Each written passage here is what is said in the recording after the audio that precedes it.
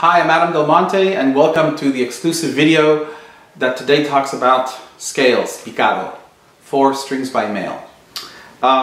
So a lot can be said about how to position your fingers, how to do your scales, and there's just so many different ways of doing it. Some people, the classic way of course is having a relatively straight finger with a slight bend in the knuckles, ever so slightly, right? Not totally straight.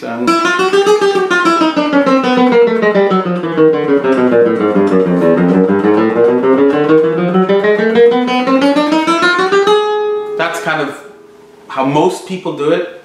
Of course, the school of Paco de Lucia of playing scales. I mean, I won't even pretend to know how it goes because Paco is just untouchable, and the way he did scales, of course, is legendary. But again, purely by the powers of my own observation, is that there's several parts to his philosophy, and the main thing is that he actually has a considerable bend in the middle joint, right? And by the way, for this way of playing scales, it's very advisable to have pretty short nails. I mean, my nails for a flamenco player are maybe on the average plus size. For a classical player, these nails are definitely on the short side. So classical guitarists definitely have longer nails than flamencos for endless reasons. We won't go into it today. But when your nails are too long, then you're creating a lot of resistance against the string, and that can slow you down. I can certainly say and attest to Pepe Romero and Angel Romero, who have obviously incredible scales. Their nails are at least as short as mine, if not more. And of course, even though they're mostly classical players, they definitely come from the Spanish tradition, without a doubt. And of course, Pepe is, of course, a very fine flamenco player as well. Having said that, this way of kind of holding your hand is very extreme, and since I don't do it, I won't even attempt to talk about it. But I understand the mechanics of it, basically, right? Which basically has to do with bending this joint here, and by the fact that you're bending the joint, you're creating this tremendous pressure, natural pressure, into the string. So it gives this really powerful sound. I mean, just crushes every single note. And then I remember noticing that Paco uses the tip joint very effectively as well. Kind of, you know, just giving this final sting to the sound that, you know, really gives the tip joint this extra little bit of turbocharge, if you will. And speaking of turbocharge, the other thing that Paco does, he'll be playing away, and then when he really wants to rip into a 500-mile-an-hour scale, he will bend his thumb this way and tuck it under here, and then get the extra speed and extra power boost. And I've, experimenting with this, I noticed that what happens that when you do that, you can even try it yourselves. Put your hand in this position where the thumb is relaxed. Notice how relaxed your hand is. The minute you do this, you get tension. Now, tension is something to be used carefully because not all tension is bad. And even though tension is like the big enemy, right? But not all tension is bad because tension is okay if, and big if here, there's a release mechanism or release valve for it. In other words, you can't stay tense for too long. And again, this is something that if you stay in this position for a few seconds and then right away you release it, like you do in flamenco, you play a scale, you do a quick rasgueado, and right away your muscles are kind of relaxed again. But again, this is a method that I'm not an expert at, and therefore I will not talk more about it. But what I will share with you is the way I do scales, and a kind of a recent discovery that I find to be interesting is the angle of the fingers.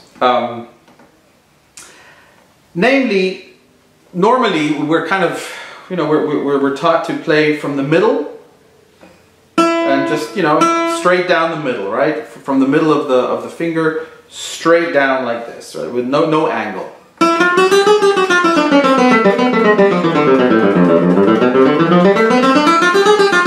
And that's great. That's perfectly fine. No problems there. Some people like to angle their right hand a little bit this way.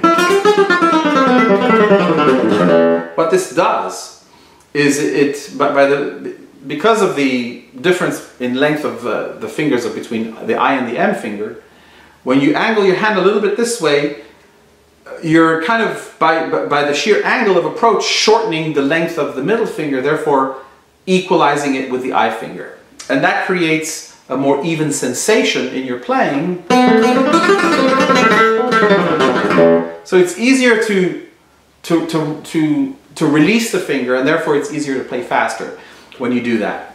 And you don't get stuck as much. So that's one way of eliminating resistance. Again, it's all about having the right balance between the right amount of resistance and the right amount of releasability. Okay, and that here is the key to a fluid technique and control in your playing. But the point I wanted to make today was actually playing. So the first point was playing on the left side of the finger. Yeah, kind of cheating it to the left a little bit. Now I'm suggesting let's experiment and cheat your hand, or that's not the right word, but kind of skew your hand a little bit to the right so that you're playing with the right side of the nail. And something interesting happens here. It actually takes care of a very interesting problem that we have in the guitar, and that is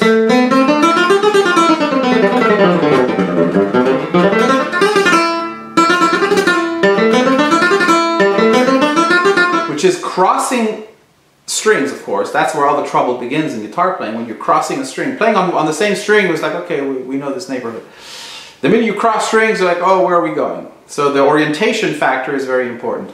Now, when your hand is a little bit slanted to the right, and again, careful not to collapse your wrist while doing that. So it's a very delicate balance between, you know, right, different, and wrong. So you want to be mindful of that as well. When you slant your fingers a little bit to the right, what happens is two good things. Number one, you're getting a little bit of that Paco angle, right? I don't know how to say Paco in what accent. The Paco angle is, of course, he does it like this, but I'm suggesting if you do this like that, you're going to get a little bit of natural bend. It'll be easier to bend from this joint, which gives it sort of like it's like a wide like a car that has wide axles and wide tires. You know, grip the road real solid. Same way with this kind of approach here. Slanting to the right, you're getting this very aggressive planting approach into the string, right? But also by doing that, the I finger, for some reason, it becomes easier to go up with the I finger, because that is, of course, one of the issues in playing apoyando, right? Is going up with I or going down with M. So, for going up with I,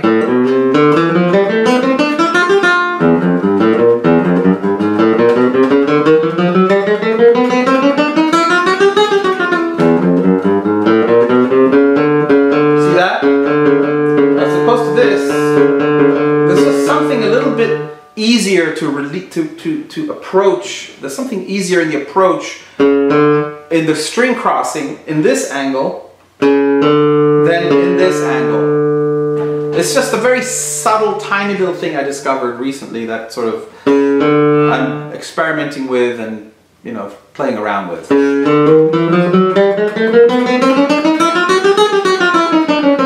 And also, this angle allows for the top joint, the tip joint, to be more flexible.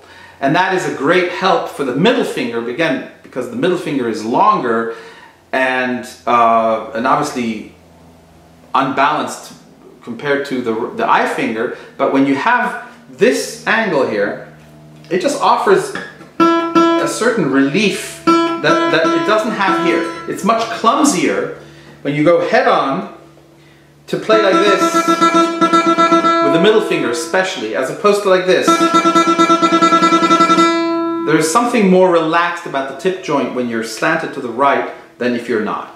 And so this is, again, the relaxation, the releasability is really, really important for the playing of scales and apoyando. So this is something for you to experiment with. Just take a nice chromatic scale and just angle your hand like this. Lean your thumb, always lean your thumb somewhere, right? This is the flamenco way. And then once you get to the third string, you can already land your thumb on the sixth string.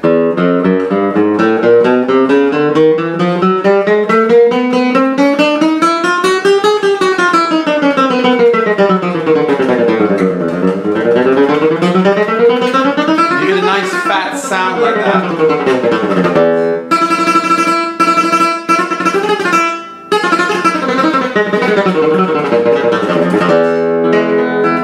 In other words, it's something that is very easy to grip your string with this angle as opposed to just doing this, because when your hand is straight, the difference between the length of the fingers is much more accentuated than if you slant it this way.